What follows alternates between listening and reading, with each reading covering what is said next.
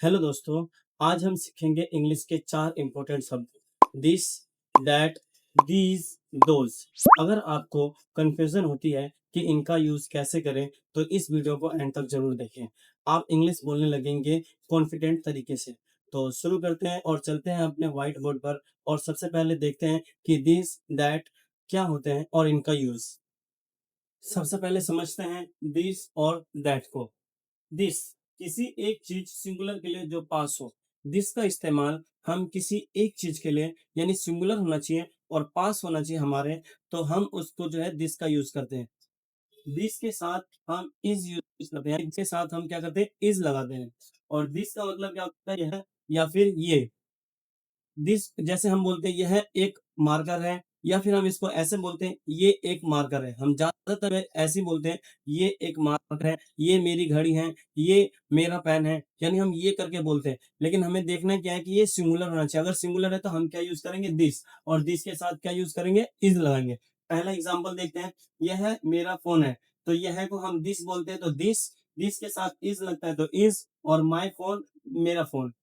Clear है यहाँ तक, यानी this is my phone. Second example क्या है, ये घड़ी मेरी है, यानी दिस इज माई वॉच। अब देखो यहाँ पे घड़ी जो है सिंगुलर है, इसलिए हमने यहाँ पे इज का यूज किया है और दिस का यूज किया है। अगर यहाँ पे घड़ियां होती तो हम यहाँ पे कुछ और यूज करते। क्लियर है। इसके बाद दैट, किसी एक चीज सिंगुलर के लिए जो दूर हो, यानी दैट का इस्तेमाल भी एक चीज के लिए यानी सिंगुलर के लिए होता है। लेकिन इसमें एक चीज क्या होता है कि वो दूर के लिए होता है, यानी हम इशारा करके बोलते हैं। जैसे वो मेरी कार है, वो मेरा कपड़ा है, वो, यानी हम इशारा करके बोलते हैं तो हम दैट का यूज करते हैं। दैट के साथ भी इज का इस्तेमाल करते हैं, यानी दैट का साथ भी हम क्या करते हैं, इज यूज करते हैं। दैट वह, यानी वो। दैट का मतलब होता है वह या फिर वो। फॉर एग्जाम्पल वह एक कार है, यानी दैट इज अ कार, यानी यहाँ पे हम इशारा करके बोल रहे हैं दैट इज अ कार। वो एक कुर्सी है, कुर्सी यहाँ पे सिंगुलर है इसी, और वो को हम दैट बोलते हैं तो दैट इज अ चेयर, यानी that is a chair. Clear है यहाँ तक। अब हम बात करते हैं इस और दोज की। दिस पास वाली चीजें यानी प्लूरल के लिए। दिस का इसको इस्तेमाल हम पास होनी चाहिए, लेकिन क्या, प्लूरल होना चाहिए, यानी एक से ज्यादा होना चाहिए। जैसे ये मेरे पास 2 मार्कर हो गए, यानी अब क्या है, मैं इसको ऐसे बोलूंगा ये मार्कर है, यानी अब मुझे पता है ये प्लूरल है तो मैं बोलूंगा these are plural markers. Okay. देखो, पास वाली चीजें लेकिन प्लुरल होनी चाहिए, एक से ज्यादा है यानी हम दीज का यूज करेंगे। दूसरा, दीज के साथ आर यूज करते हैं, यानी हम दीज के साथ क्या यूज करेंगे, आर यूज करेंगे। और दीज को हम ये बोलते हैं हिंदी में, यानी ये मार्कर है, यानी दीज आर मार्कर्स। क्लियर है।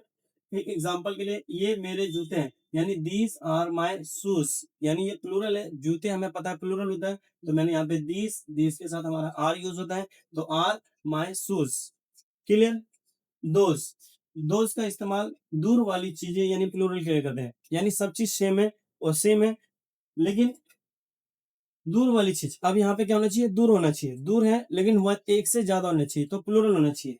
दोस्त के साथ भी आर यूज होता है, यानी इसके साथ भी हम आर यूज करेंगे। और दोस्त, यहाँ मिस्टेक हो गया, इसको मैं दोस्त कर लेता हूँ।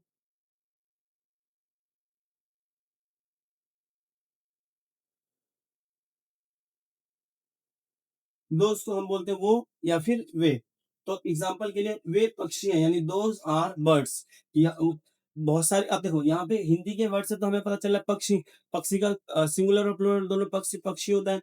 लेकिन यहाँ पे हमें वे से पता चल रहा है कि यहाँ पे बहुत सारे होंगे, इसलिए हम यहाँ पे दोज आर बर्ड्स यूज करेंगे।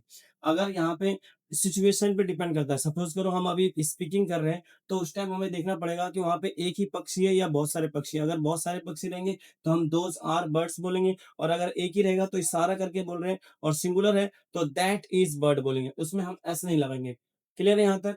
उसके बाद वो किताबें हैं, अब यहाँ पे हमें किताबें से पता चल रहा है कि ये प्लूरल है, तो दोज आर बुक्स, दोज के साथ हमारा आर यूज होता है तो दोज आर बुक्स।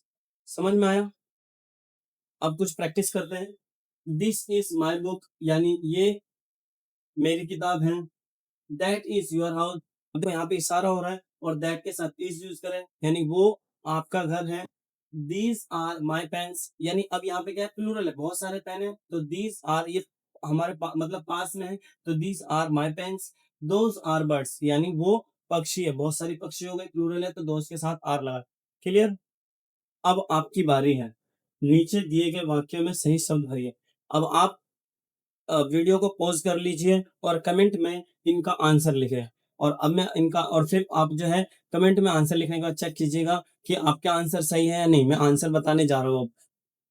सबसे पहला हमारा है डैश इज माई लैपटॉप। अब देखो यहाँ पे दिस और दिस दोनों लिखा हुआ है। हमें पता है दिस का यूज हम सिंगुलर के लिए करते हैं और दिस का यूज प्लूरल के लिए करते हैं।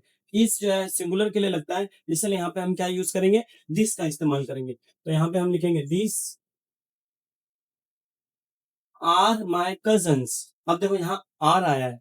आर जो है क्या होता है, हमारा प्लूरल है और प्लूरल दीज होता है, इसलिए हम यहाँ पे क्या यूज करेंगे, these. These are my cousins. Clear. Dash is a mountain. अब देखो माउंटेन जो है दूर होगा, दूर है क्योंकि पर्वत होते हैं, इतने पहाड़ होते हैं, तो हम यहाँ पे क्या यूज करेंगे, दैट का यूज करेंगे क्योंकि इशारा करके यहाँ पे बोला जा रहा है। तो दैट इज अ माउंटेन।